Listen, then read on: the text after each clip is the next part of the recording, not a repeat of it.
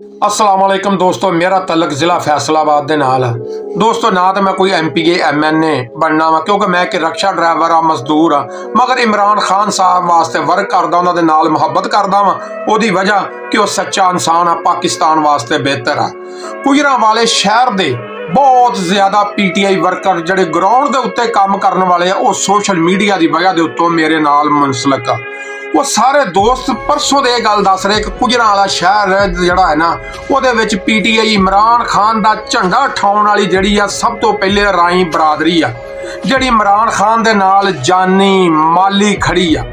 ਉਹ ਕਹਿੰਦੇ ਆ ਕਿ ਗੁਜਰਾਂਵਾਲੇ ਦਾ ਆਖਰੀ ਜਲਸਾ ਤੁਸੀਂ ਚੈੱਕ ਕਰ ਲਓ ਕਿ ਜਿਹੜਾ ਸਟੇਡੀਅਮ ਖਚਾ ਖਚ ਭਰਿਆ ਸੀ, ਜਿਹੜਾ ਅੱਜ ਤੱਕ ਐਡਾ ਵੱਡਾ ਜਲਸਾ ਜਿੱਥੇ ਨੂਨ ਲੀਗੀ ਵੀ ਨਹੀਂ ਕਰ ਸਕੇ, ਇਹ ਗੁਜਰਾਂਵਾਲੇ ਦੀ ਆਵਾਮ ਔਰ ਇਮਰਾਨ ਖਾਨ ਨੇ ਕੀਤਾ ਵਾ। ਖਾਨ ਸਾਹਿਬ ਸਾਫ਼ ਤੇ ਸਿੱਧੀ ਗੱਲ ਇਹ ਆ ਕਿ ਨੂਨ ਲੀਗੀ ਮੁਖਾਲਫ ਜਿਹੜੇ ਆ ਉਹ ਰਾਈ ਬਰਾਦਰੀ ਦੇ 20 ਤੋਂ 25 ਸਾਲਾ ਲੜਕਿਆਂ ਨੂੰ ਤੈਸ਼ ਦਵਾ ਰਹੇ ਨੇ, ਇਸ਼ਤਿਆਲ ਦਵਾ ਰਹੇ ਆ ਕਿ ਤੁਸੀਂ ਜਿਹੜਾ ਵਾ PTI ਨੂੰ ਪ੍ਰਮੋਟ ਕੀਤਾ, ਪੈਸਾ ਲਾਇਆ, ਆੜੇ ਆੜੇ ਜਲਸੇ ਕੀਤੇ।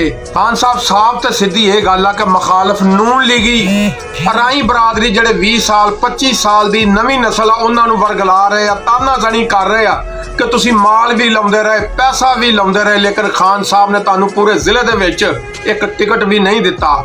ਖਾਨ ਸਾਹਿਬ 1985 ਤੋਂ ਲੱਗ ਕੇ ਹੁਣ ਤੱਕ ਸਿਆਸੀ ਰਿਕਾਰਡ ਚੈੱਕ ਕਰ ਲਓ, ਗੁਜਰਾਂਵਾਲੇ ਦੀ ਸਭ ਤੋਂ ਵੱਡੀ ਬਰਾਦਰੀ ਰਾਈ ਬਰਾਦਰੀ ਆ, ਔਰ ਉਹਨਾਂ ਨੂੰ ਹਰਾਉਣ ਵਾਲੇ ਵੀ ਜਿੰਨੇ ਵੀ ਆ ਨੂਨ ਲੀਗੀਆਂ ਨੂੰ ਠੋਕਾ ਲਾਇਆ ਵਾ, ਉਹ ਸਿਰਫ ਰਾਈ ਹੀ ਆ।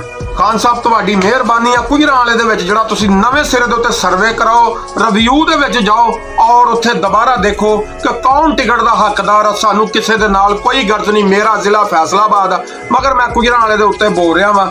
ਇੰਸ਼ਾਅੱਲਾ ਬਾਕੀ ਦੀਆਂ ਅਗਲੀਆਂ ਗੱਲਾਂ ਜਿਹੜੀਆਂ ਨਾ ਮੈਂ ਅਗਲੀ ਵੀਡੀਓ ਦੇ ਵਿੱਚ ਕਰਾਂਗਾ।